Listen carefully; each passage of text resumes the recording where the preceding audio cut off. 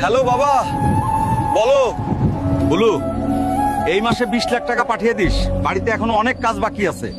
আর তোর ভাই বলতেছে তাকে একটা বাইক কিনে দিতে। ঠিক আছে বাবা। পরিবারের কাছে কি আমি শুধু একটা টাকার মেশিন? কেমন আছি, কি করতেছি, কবে বাড়ি যাব কিছুই জিজ্ঞেস করা, শুধু টাকাই প্রয়োজন তাদের।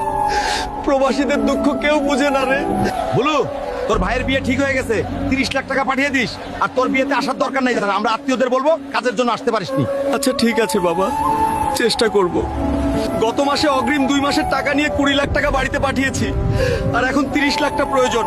যাই বসের কাছে গিয়ে দেখি পাই কিনা।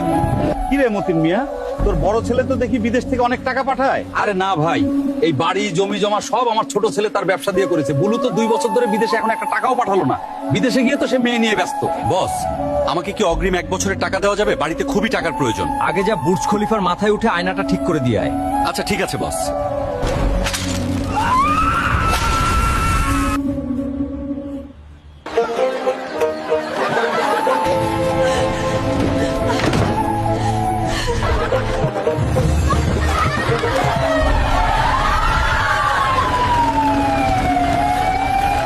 এই নাও চাচা 30 লাখ টাকা। বাড়িতে পাঠাবে বলে বুলু অসুস্থ থাকার পরও কাজে গিয়েছিল। কাজ করার সময় ভয়ঙ্কর দুর্ঘটনায় পড়ে,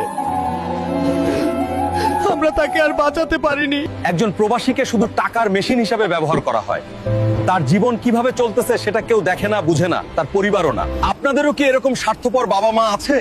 থাকলে ভিডিওতে লাইক শেয়ার দিয়ে কমেন্ট করে জানান। আর ভিডিও ভালো লাগলে সাবস্ক্রাইব করে রাখবেন।